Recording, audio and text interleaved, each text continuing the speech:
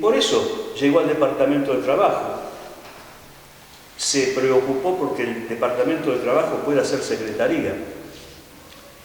Y pensó, no siendo candidato ni precandidato a nada, que había que planificar el Estado, y para planificar antes de poder ser nada, había que planificar el Estado, y para poder planificar el Estado había que hacer un plan, y para hacer ese plan tenía que convocar a los trabajadores para que participen. Fíjense, yo no soy estatal, no soy trabajador estatal, soy dirigente del gremio de prensa desde hace 40 y pico de años en diferentes escalones porque nunca me atornillé en ningún sillón. Ese plan al que Perón visionariamente, con una concepción táctico y estratégica, decide por empezar a convocar a los trabajadores del Estado, a los dirigentes estatales. Una cosa que también el peronismo se olvida es que, oh, qué casualidad, que el primer diputado con el dedo de Perón, que forma parte del Partido Laborista, sin haber sido laborista, es el secretario general de los trabajadores del Estado, Vicente Tesorieri, que llega a ser el primer vicepresidente de la Cámara de Diputados, en distintos periodos hasta el final, hasta el 1955. Eso nadie habla. El vicepresidente de la Cámara del Senado era un Ferrari, que era secretario general de los estatales en La Pampa. Ni el peronismo pampeano se acuerda de Ferrari. Y me pasan cosas como acá. Me llaman a La Pampa para que hable de Ferrari. ¿Por qué no habla el peronismo de Ferrari? Y lo que hablábamos recién, por ejemplo, de Cecilio Fonditi y de Libertario Ferrari, el otro Ferrari. Perón convocó a esas personas para poder concatenar una estrategia con el movimiento obrero. Y en el caso de Salta, no es casualidad, pensó en este hombre, en estos hombres, como era Samena y Jesús Méndez, con la visión también, con la mirada muy visionaria también de Evita, que lo venía asesorando, y de otra persona que también se olvida el peronismo, que es no la esposa, sino la compañera, no la esposa, sino la compañera del coronel Mercante, que era Isabel Erz,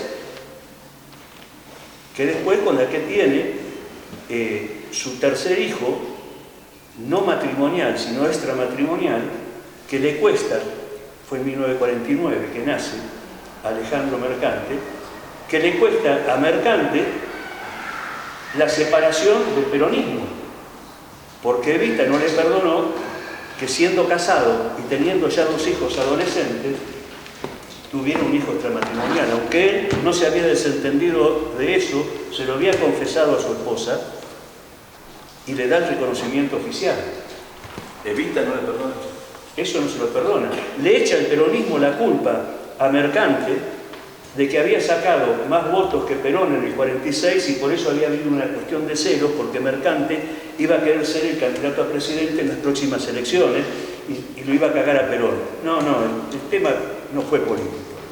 El problema fue un problema interno, familiero, digamos, entre comillas, y tenía razón de alguna manera Evita, porque ya venían hablando mal de Perón, de que era un mujeriego, de que se infiltraba en la huella, qué sé yo, y encima que el gobernador de Buenos Aires tuviera un hijo extramatrimonial, iba a ser más alimento para la vanguardia comunista, el diario la vanguardia socialista, el diario del socialismo cipayo, que venía siendo el que más le pegaba a Perón y también a Mercante.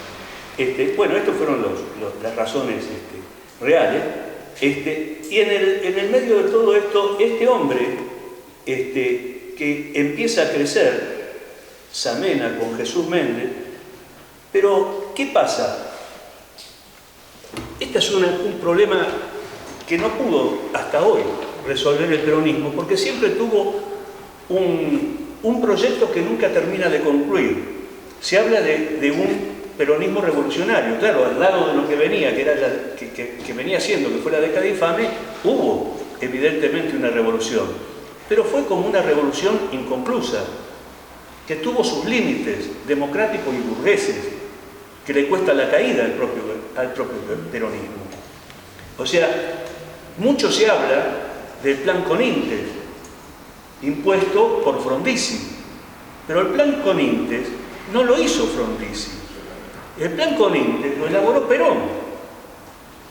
Ahora, estando en vigencia el plan Conintes, tuvo 3 atentados antes de caer el gobierno, y Perón nunca puso en función el plan Conintes, sino la oligarquía se hubiera terminado antes. ¿Y qué pasa en el año 46? Cuando lo convoca Samena en Salta y a Jesús Méndez en Salta, que venían de ser militantes de lo que yo llamo, o se llamó el laborismo, que yo digo, de alguna manera, el laborismo jaurechiano, era que habían armado acá un partido independentista o independiente, se llamaba algo así, que después duró muy poco tiempo y se adhiere al laborismo. En ese momento que Perón le ofrece, sabiendo la historia no aristocrática, como se diría, sino verdaderamente terrateniente de Salta, que no podía avanzar en Salta si no se asociaba, entre comillas, con alguien de la oligarquía, en realidad terrateniente, que le permitiera, de ahí para abajo, como yo le doy a usted, señor, el lugar de que pueda ser gobernador, pero de ahí para abajo los elijo yo. Eso pasó en 3 o 4 provincias, y también se repitió, porque lo que contaban acá de la época del Cordobazo, fue lo mismo. Se repite la historia. Y ahí vamos. Gana las elecciones. ¿Quién era ese gobernador? Ese gobernador, compañeras y compañeros, era un descendiente del mismo que acá se hablaba mucho de Güemes, porque es la enseñanza que tenemos, es la enseñanza oficial. Ya en 1957 Jauretche venía diciéndonos que avanzaba la colonización mental y que había que hacer algo. 1957. Tenemos presente a Güemes, tenemos presente a San Martín, que cruzó los Andes en un burro muerto de hambre, tenemos presente y seguimos conmemorando la Revolución de Mayo, todos los mayos de la Revolución que todavía está inconclusa, y seguimos conmemorando el 9 de julio de la independencia que todavía no tenemos. Y hablamos de Güemes. ¿Y ustedes se acuerdan de Macacha? La hermana de Güemes.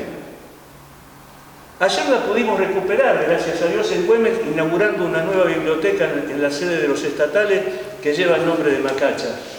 ¿Por quién fue perseguida Macacha? ¿Por quién fue atormentada, perseguida? Por un cornejo. No por cualquiera, por un cornejo. ¿Cómo iba a perdonar los terratenientes salteños? ¿Cómo iban a perdonar al hombre que Perón, siendo ese hombre, Samena, ya legislador provincial, Perón le pidiera que organizara a los trabajadores de los ingenios azucareros porque eran explotados por el propio gobernador que él había elegido como gobernador? ¿Y por qué la ausencia? ¿Por qué la ausencia que no tenemos memoria de Samena, de Méndez? Porque nunca le perdonó ni Cornejo ni los descendientes de Cornejo, los sucesores de Cornejo, le perdonaron que hayan organizado con Pachado el gremio, habiendo hecho la cera, el gremio de los azucareros. Ahí empieza el problema. No porque creó el balneario, porque proyectó el balneario, por la universidad, por todas las cosas que se cuentan en el libro que hizo, sino el pecado de Samena fue haber organizado a los trabajadores, sindicalizarlos a los trabajadores en el territorio usurpado por los Cornejos. Porque los Cornejos, es larga la historia de los Cornejos, pero tendríamos que ir al virreinato del Río de la Plata, ¿no? Tendríamos que ir al proceso de la colonización, el desembarco de Colón, etc. ¿no? Para eso están mis maestros. Pero lo cierto es que fue condenado por esa razón. Nunca se lo perdonaron. Yo decía ayer en Güemes, antes de ayer en Güemes, ayer en Orán, decía, a mí se me ocurre por algo que ahora les voy a contar que viene pasando, porque ya de Samena ustedes ya hicieron una descripción importante. ¿Qué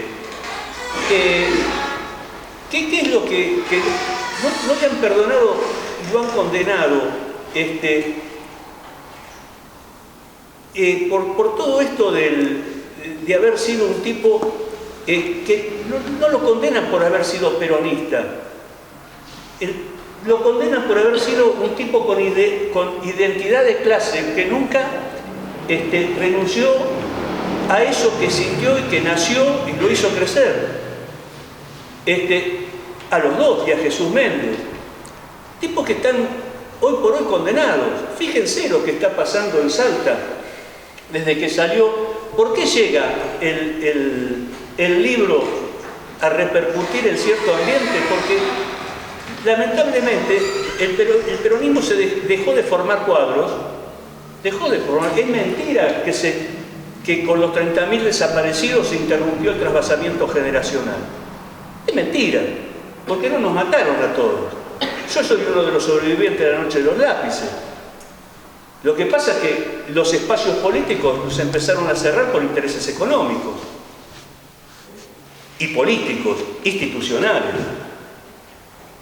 O sea, para mí es una alegría inmensa que cuando empezó a salir el folleto, antes que saliera el libro, compañeras como Mavi, compañeras como Siufi, que está ahí atrás, se interesaran por ese folleto, por esa salida de ese libro y empezaron a investigar, se comprometieran por cosas que ahora voy a denunciar antes de terminar.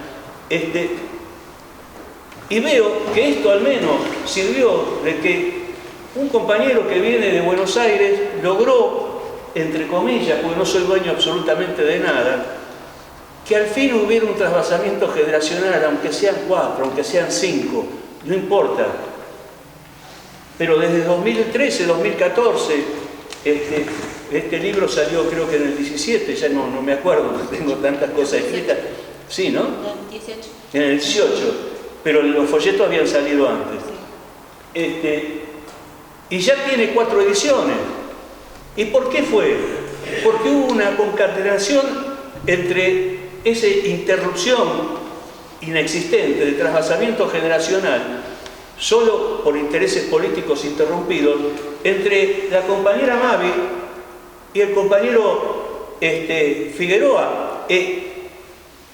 Si él no hubiera comprado en realidad ATE una cantidad importante de libros y haberlos repartido en la universidad, Mavi no lo hubiera podido hacer porque hubiera sido condenada en el ámbito educativo. ¿Quién le iba a parar la chata al Gori? Él pudo incorporarlo y empezaron a aparecer por Facebook, porque si hay algo terrible para las nuevas generaciones, ¿no? Es lo que está pasando ahora con los celulares, ¿no? Pero hay algo que lo tenemos que saber rescatar, y en esto es importante la informática. Empezaron a aparecer profesores, alumnos, después que él repartió el libro, a ver cómo se podía conseguir más libros. Y empezó a repercutir, eso le ayudó a ella a poder avanzar, y a través de la agrupación que formaron de formación de cuadros con el nombre de Carlos Samena, que podamos entrar en los barrios. Un grupito, entre comillas, de compañeros con conciencia nacional. Me importa 3 carajos si son peronistas o no son peronistas, si son radicales o no son radicales. Lo que es importante acá es la conciencia nacional. Yo no me pongo a discutir el peronismo, lo que quiero recuperar es el movimiento nacional, después que sea de lo que sea. Pero lo que importa acá es recuperar la memoria, saber de dónde venimos para poder saber a dónde vamos. Hoy pudimos, después de 71 años, volver al balcón, este balcón, desde donde dio su discurso en 1951 Samena, y me sentí Miguel Samena junto a Viviana en ese balcón, porque Miguel falleció ahora con el tema de la pandemia, hubiera querido que él esté en ese balcón, rescatando la memoria de su padre, porque fue el tipo que se jugó.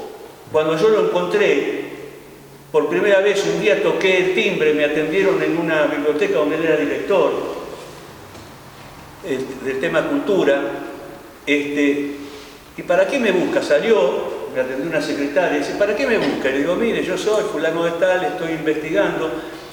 Me dicen que Samena fue un médico importante, pero nadie sabe decirme quién fue Samena. Y él me dice, pero mi papá no fue médico. ¿Cómo que no fue médico? No, fue enfermero. Dice, a ver, pase. Y me lleva a su oficina y nos ponemos a hablar, y desde ahí recuerdo la última conversación que tuvimos. No me acuerdo si Viviana estaba presente o no, pero él me dijo, vos ya sos de mi familia. Y la verdad, hoy me sentí Miguel Samena rescatando a mi papá en ese balcón, ayer, cuando nos sacaron la foto. Esto es recuperar nuestro pensamiento nacional, no cualquier pensamiento. Seguir dando la batalla. Son cosas importantísimas, pero no es el problema, la oligarquía terrateniente. Yo decía, que me interrumpí por yo mismo, qué bueno estaría si hubiera un escribano que llame a Urtubey, que llame a Sáenz, que llame a Marocco y que se haga un análisis de sangre. A ver qué da el resultado de esa sangre en un árbol genealógico. Y lo firmo hoy acá, si hubiera un escribano, y también algunos de ustedes que son abogados. Son del linaje sanguíneo de Cornejo. Por eso está olvidado. No está olvidado, está ocultado, porque siguen rescatando ellos la memoria de su linaje. Son la oligarquía terrateniente. Acá hablaban de los medios y de la oligarquía. ¿Pero qué oligarquía? Hoy los medios, los dueños de los medios, y por decir un solo hecho, Clarín. Y les cuento algo, porque tiene que ver con el peronismo. 1983, recuperada la democracia, yo era el secretario general de los periodistas gremiales de la República Argentina. Mi adjunto era un periodista de Clarín, que escribía las noticias gremiales de Clarín. Había sido el colaborador de Walsh y el jefe de prensa de la JP hasta el 76. Hoy es un accionista del diario Clarín. Nombre, se me hizo una laguna, pero ya me voy a acordar. Terminó antes, ahora es accionista. Escribía las contratapas, la editorial. Eran tres. Uno, quien fue compañero, Ricardo Roa. Ricardo Roa.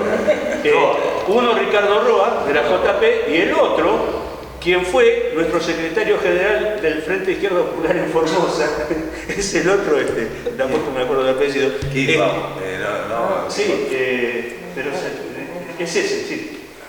Pero ahí somos varios. Te olvidas de un amigo, amigo, sigue siendo amigo, que es el director ejecutivo de Clarín de hace años, Ricardo Kirchmann. Sí, fue cuando era Tucumán. Por eso yo dije formoseño. No, me equivoqué. Tucumán. Claro, Kirchmann. ¿El hermano está Calamuza o no? Sí, claro. Bueno, son los que son hoy, ¿no?